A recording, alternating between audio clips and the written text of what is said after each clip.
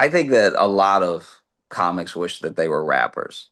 Like I think I like genuinely I can't even think of even the trouble that you see comics get into sometimes. You're like you're trying to be a rapper. That's what's happening. There's no reason for a comedian to get shot.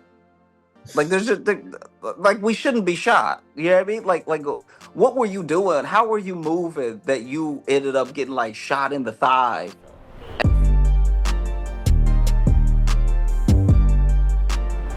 What's good? Joey Edge for Double XL. It's always hip hop on a higher level up here, right? But today, it's hip hop on a hilarious level because I'm in the cut with stand up comic, Emmy nominated writer Josh Johnson. Josh, thank you for taking the time. Oh, thank you. I appreciate you. Where are you checking in from today? I am in Portland, Maine. All right. So, we're chopping it up today for what we like to call hip hop junkie. Is that a term that you think describes you? Yeah, I think so. I mean, I feel like if anything, I'm all over the place in not so much taste, but in when I find out about stuff. Like I'll be very late. Like I will be I sadly people will have stopped making music by the time I'm like, man, this is really good. Okay. All right. I got you. I feel you there. We'll definitely get into a whole lot more on that. But, we know you from The Daily Show, obviously, The Tonight Show before that. But I think it's safe to say that most people would recognize you from scrolling through their phones on Instagram. The algorithm gods are good to you, my guy. Yeah, thank you. Thank you. Thanks for watching. Countless hours of your stand-up material is all over the place, and it's all fantastic, right? But wearing so many different hats within the entertainment business, how would you describe who you are and what you do? I think I like to think of myself as someone who's noticing everything and commenting on most of it. So I want to be, every comedian wants to be one of the best comedians, but I think for me it's being one of the best writers and one of the best putting out as much as I'm putting out. I think that it's just a matter of making sure that what you do resonates with people and that way you find your people the quickest. And so that's what I'm aiming to do now is like find all of my people. And obviously you any artist hopes that it's everybody, but as long as it's the right people, the number doesn't really matter. Love that. But let's take it back to the beginning, right? You're from Louisiana. How'd you find your way into comedy and being an overall entertainer? Yeah, it was kind of a winding road. I always enjoyed comedy. I loved watching comedy growing up and everything. And now I'm in a place where I look back at how there wasn't much comedy around me growing up, but I loved it so much. I just felt like I was doing everything possible to gravitate towards it with every little bit of time, every little opportunity I got. So I would do like my school's talent show, or I would do, uh, like an open mic night in college, something like that. But when I moved to Chicago is when I really started doing it and taking it seriously and diving in. You've been referred to as the funniest guy on the internet, right? What do you think of that statement? And what would you say is your crowning achievement in your career, in your opinion, so far? It's tough. I'm not always as much as I literally just said I want to be one of the best writers, one of the best comedians, everything like that. I think superlatives like that, they're so subjective that I don't know, people do start coming for you. So I'm in a place where I'm very thankful that there are people that think that, and I do my best every day to like earn the fact that people think that. But my biggest thing for me wasn't even like anything that happened on stage. It was just like being able to take care of my mom and stuff. Like, my mom's always been super supportive. She's been supportive in the most practical of ways. Yeah, I mean, like she was supportive in like a but you didn't quit your job yet, right? Like, like had a little bit of that going. But just being able to like take care of her, see her happy, her and my aunt, like just being able to be there for them. Uh, I is love that. and yeah, just like being able to take care of them is like that's the best thing. That's like the biggest thing. All other things are sort of extra now. I love that. And I can totally relate too. I remember for the longest time, I would get when are you going to let this rap stuff grow? When are you going to grow out of it? And well, man, I got a job now. So, um, you're always on the clubs. You're on your Flowers tour right now. And you never stop putting your material out there for the world. And that traditionally isn't how comics move, right? It's usually you come up with a set, tour that set around, drop a special, and then work on a new set, right? What's your process like, and how do you stay fresh with so much material all the time? I mean, yeah, so much is happening. Like I said, I like to think that I'm noticing everything, and as long as you have takes and opinions on things, you have a starting point. You have this basic building block to sort of carve out everything that you want to do in your set. And the way that I look at it, it's not necessarily me feeling some sort of like pressure to stay fresh and everything like that. It's more that everything that's happening, I have specific thoughts on. Those specific thoughts resonate with people, and then that's the thing that I'm able to put out every week. And so it helps me change up the show. It helps the show stay new and different for people. I have my jokes and my stories that I really love telling. Then I have the topic that I'm talking about that week, and then I have any other thing that resonates with me at the time. And I've been very, very blessed with a base of friends that come to the show that are willing to hear me out for what I have to say, hear the takes, and hear all the things that I'm thinking. Amazing. So much respect for that, for real. It's got to be the hardest job in the world. But like I said, we're here to talk about your relationship with hip hop specifically, right? How would hmm you describe how you feel about rap music and the culture it represents?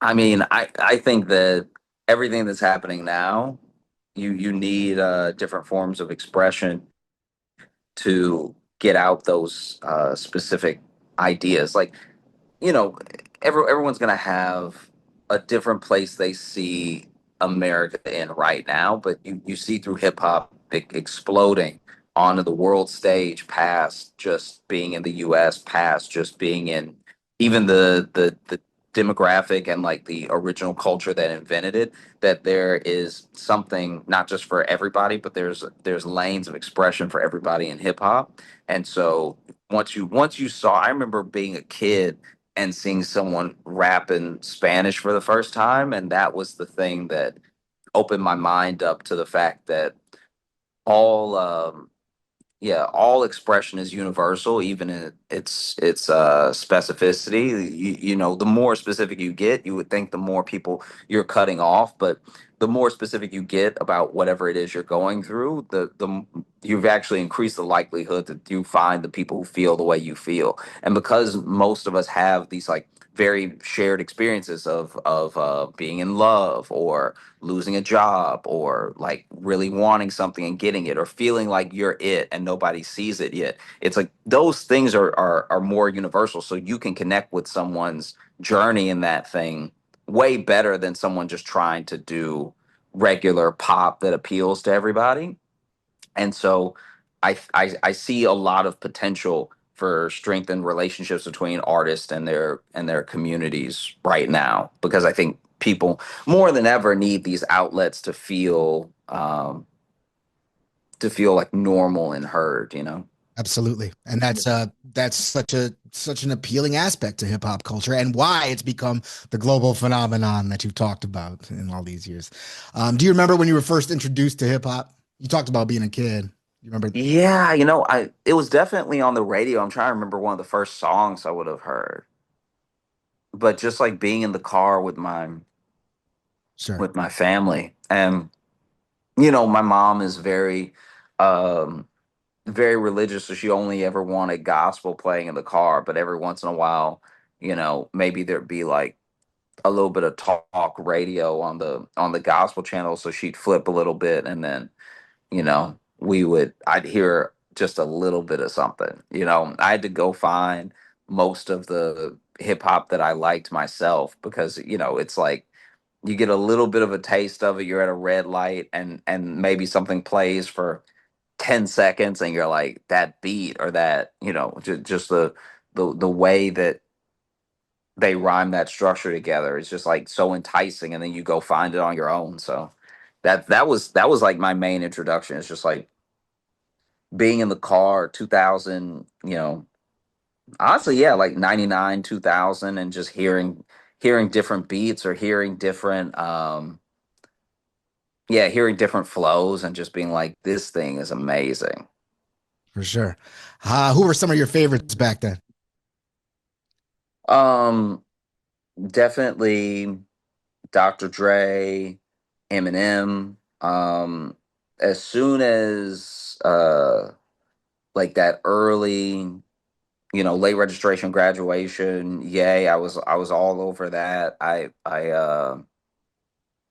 look back at that time as like me not fully discovering how much and what I loved in hip hop until I got out of the house, like really until I was like going out uh to college, and that's when AOA and Heartbreak came out, and I was like rediscovering a lot of the stuff that had come out in the early odds that I hadn't got to really play on repeat or anything, because I didn't have any money for like an iPod or anything like that, so I got to listen to everything as it's on the radio, like truly like old school style. So like something would come on the radio. I got to have a radio in my room, like a little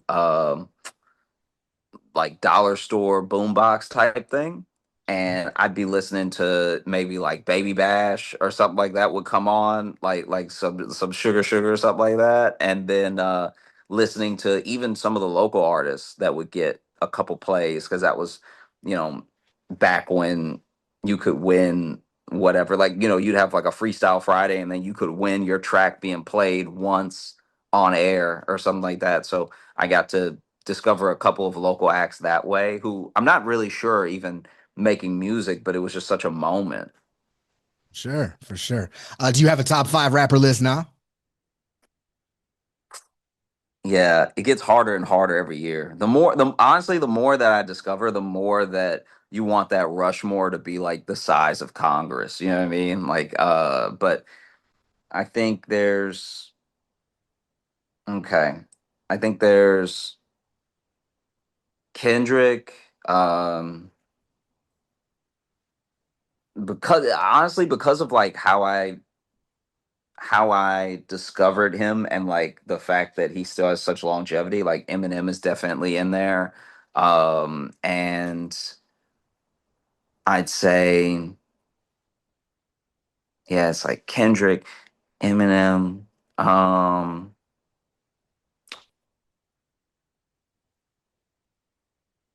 yeah, discography wise, like Yay as well. Um, I think, yeah, Missy Elliott as well. Okay. And trying to think of like one more that really ushered in like a wave for me. I think I think journey wise, I'm interested in everything Chance the Rapper does. All right. All right. Every move, every connection that he builds, and like even the way he bounces back if he's ever like had a hurdle, is something that I really respect, and something that I see as like that's what like an all-time great does. For sure. I like that. Um, is there anything about hip hop that inspires your career, both on and off the mic, or with the pen, or without the pen? Yeah, I mean, I think that I think that a lot of comics wish that they were rappers. Like I think I like genuinely I can't even think of even the trouble that you see comics get into sometimes. You're trying to be a rapper. That's what's happening. There's no reason for a comedian to get shot. Like like we shouldn't be shot. You know what I mean? Like what were you doing? How were you moving that you ended up getting like shot in the thigh at You a talking about club? Donnell? You talking about Donnell? No, no, no. I'm talking about of all time. I'm just like I'm even people I've known. I've had people that I known like get a gun pulled on them or something like that, and not roasting somebody because that would even be different. Right. That'd be different if because old school like when you talk about comedy history back in the day, those Vegas engagements, back when like Vegas was really run by the mob and everything, and it was open, it was like an open secret that like the mob runs this casino. You might be roasting somebody in the audience, not know who they are, and then they're ready to like, handle Yeah. you. That's still different. I'm talking about like there are comedians getting caught up like they're really about that life. And I'm like, why? You do jokes, you know? What do you think? And so I think that for me, I approach comedy the way that I imagine a lot of rappers approach hip hop, where it's a very I don't know, it's a very narcissistic endeavor to get up on stage and feel like you have the most to say and you really deserve to be there. Like you have to believe that that thing is true. And I think one of the only ways to believe that thing is true is to like, even if it's quietly, even if you have a humble approach to craft, you have to believe that you are one of the best to do it, and then put that belief into your work until that belief and that work confirms what you like quietly believed. And I think that with hip hop, there's a lot more bravado to it, and um there's a lot more attitude to it. And then with comedy, it's a lot more of an undertone, and it may never come out that somebody feels that way, but like I don't think that when you look up to to some of the biggest comics to ever do it, I don't think they got there by truly believing like, oh, I'm just somebody doing some jokes. It's like, no, even if you never say it out loud, you believe that you're the one of the best to do it. And even if you don't want to present yourself in a way that seems too seems too big of a personality, or you think that it might be construed the wrong way and sound like you're trying to put other people down or something, even if you never voice these thoughts, you know that you have to believe how great you are to keep going. And that's something that you can do quietly. I don't think we've seen it done in hip hop as quietly. And I think only now are people getting real flowers for their greatness without ever having to have pushed a sort of bravado. Like I think of Andre 3000 when I think of that, where it's like somebody that everybody loves, somebody that everyone sees, or I'll speak for everybody, but like someone that everyone sees as a huge contribution to the culture and to the way to move as a successful artist, but was never out here, to my knowledge at least, being like, I'm it and everybody else is trash, you Well know? said. Well said. And there's another thing that between Andre and your top five, there's a common thread for them that I think could apply to comedy too, in that they all deliver a real sense of vulnerability that comes across that way. And Hmm. that also sort of makes it great. That's great. So one of your most famous bits is Drake versus Kendrick explained to white people. And Yeah, yeah. it's not only beyond hilarious, but you really captured the essence of the battle perfectly, right? Like rap battles in general, right? And like you were talking about the control verse becoming Kendrick's moment and Drake versus Meek all leading up to the Drake and Kendrick battle. Do you consider yourself a hip hop historian? I think here's the thing. I'll say this. I think that there are so many people putting in like really good work and really thoughtful approaches to what's happening for that I don't think I'm doing enough of to call myself like a real Okay. hip hop historian. I think I would have to do more and talk about more. You know what I mean? And I think that I do my best to talk about things that I feel very strongly about. So that way there's an authenticity there to what the set becomes. And just like the rest of America and to a certain point the rest of the world, I was captivated by that battle. And just like a lot of America, I was watching like Young Thug's trial and everything, and was watching like all the funny business going on there. And so I look at it as I want to do my best to speak on things that I feel like I have something to say about. And I think that a true hip hop historian is giving you like facts and takes on everything, even if they don't have specific opinions about it, you know? Yeah, absolutely. Absolutely. And in that Drake and Kendrick bit, it was almost as if you were using rivalry in hip hop as like a overall study of society, right? And do you think that rap beef and Mhm. battles is like a case study on society and how it works? Yeah, for sure, because I think that every time you have these beefs that rise up or just battles in general, you have people who serve as like archetypes and representatives of whatever that thing is in culture, you know? Um, so you even go back to like 50 Cent and Ja Rule. It's like they were representatives of ideas bigger than the two men. And the person who wins in any battle, like truly, there are gonna be some things where it's just like Drake Pusha T, where it's just like, dog, you have a son. Like I'm like this is over. You have a son. You know what I mean? And now you have to stop because you're like, what else do you know? Like that's crazy. What else do you know? You know what I mean? But I think that when culture and when the consumer chooses a winner, they're choosing it based off of where culture and where the consumer are lacking in that moment. So then you'll see beefs that aren't as consequential to culture. And then you'll see how people are like, oh yeah, I guess they won or whatever.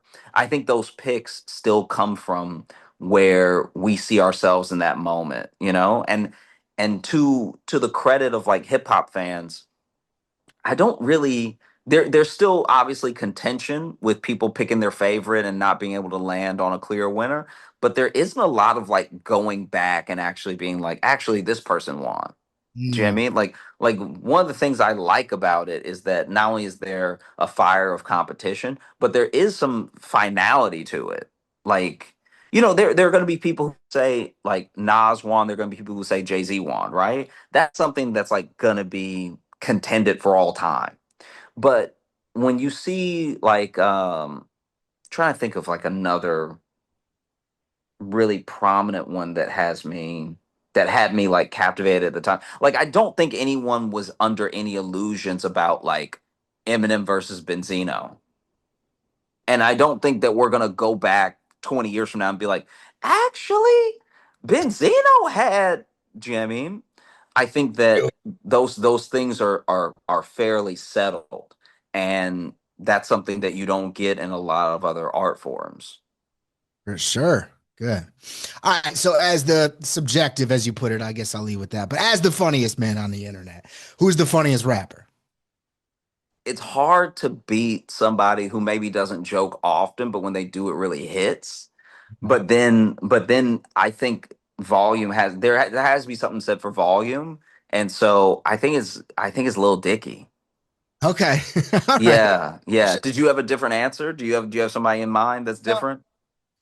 50's hilarious to me, but Yes, but like 50, this is my thing. 50 is so funny as a person. So then I think that because he's so funny as a person, we don't always give him credit for if he's being funny in like a song.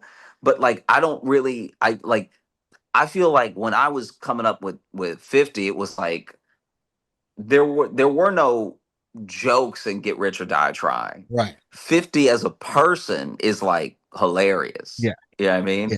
And that's where that's why I was saying like someone who doesn't joke often, but when they do, it's like it hits a harder punch. Sure. Because with me, it's like Little Dicky, it's like even from like yeah, even from like moments that he's had in like in albums where it's like he's doing a skit or something, those are still so good, you know? Oh, absolutely. Whenever he does a freestyle, like on the radio or something, or like a podcast, those his bars are just hilarious, man. Yeah, yeah. So funny. Um, is there a Josh Johnson in the rap game? Like, who reminds you of you? Who do you think might have a similar personality? Anything like that? I'm not gonna do that to anybody. Okay, cool. Uh, if a rhymer could make an album based on your life, who would you choose and why? If I would be allowed to have like one and then another one based on like what I think that the routes I think they would go, I Hmm. think that like it'd be amazing to have Kendrick do it, Hmm. and I also think it would be awesome to have Atmosphere do it. Okay, Because I feel like they would pick two very different like lanes and like aspects of life to talk about, sure. and with a different degree of either like seriousness or levity. Yeah, and Slug would give that. Slug would take that route and have it be a little bit more relatable than say maybe even a Kendrick might. But Kendrick is just so vivid and emotional. I get it. Hmm. Two Hmm. different routes. I get it. I like that. Um, cool. So, you know, is there what's a hip hop moment that you'll never forget? Like the first one that comes to mind and that just leaves such a lasting impression. I think that 50 Cent versus uh Kanye album drop, Whoa, good one. I didn't because expect you to go there. I think that, never mind the fact that like two titans of artists, but also like I don't know if anybody knew what was going to happen. Right. And no matter who you talk to, the fact that, because this is not like a beef, this isn't a battle. So this is another aspect of hip hop I really like, which is the friendly competition. The like, no, I think I got it over you, right?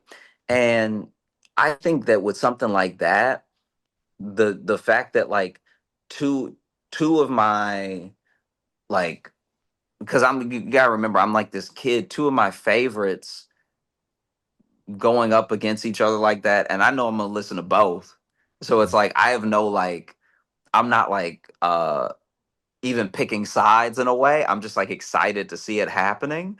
And the fact that the two albums were like subgenre establishing. You know what I Absolutely. mean? Absolutely. It Like marks a so shift. many people, yeah, so many people track their approach to hip hop back to those two albums.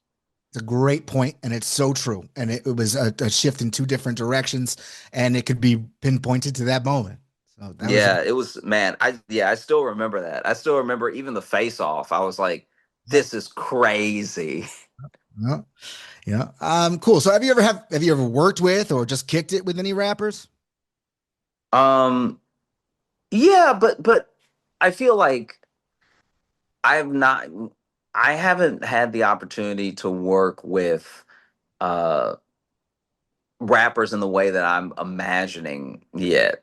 So it's like not like I don't really have any stories in that way or anything. I have more of like some hopes for collaborations for the future and everything. So describe those hopes as you envision it here today.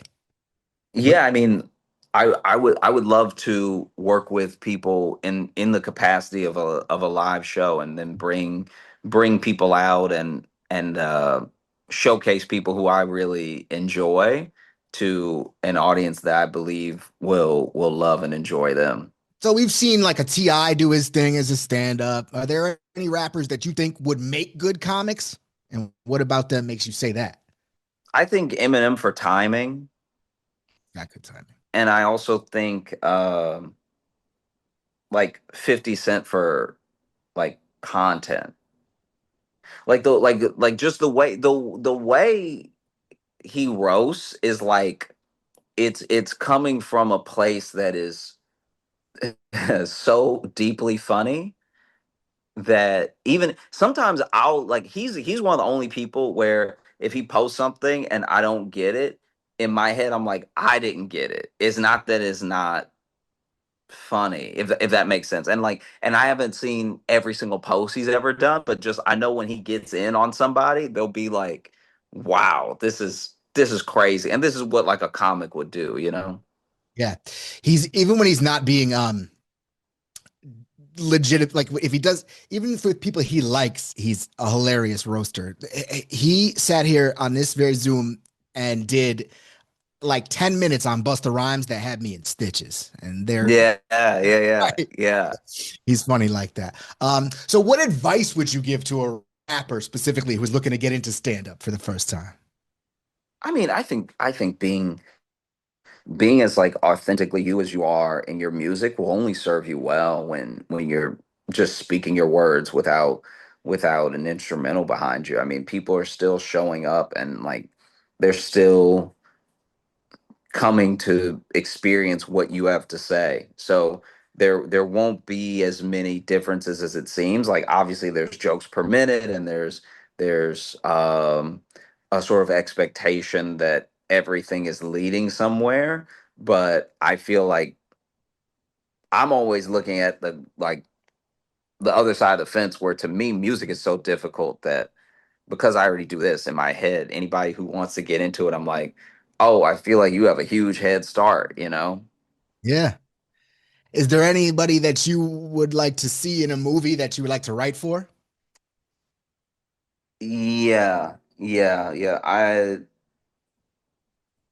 A couple people. I think like Tyler the Creator, I think Samara Sin for sure. Shout out to Um WXL freshman Samara Sin.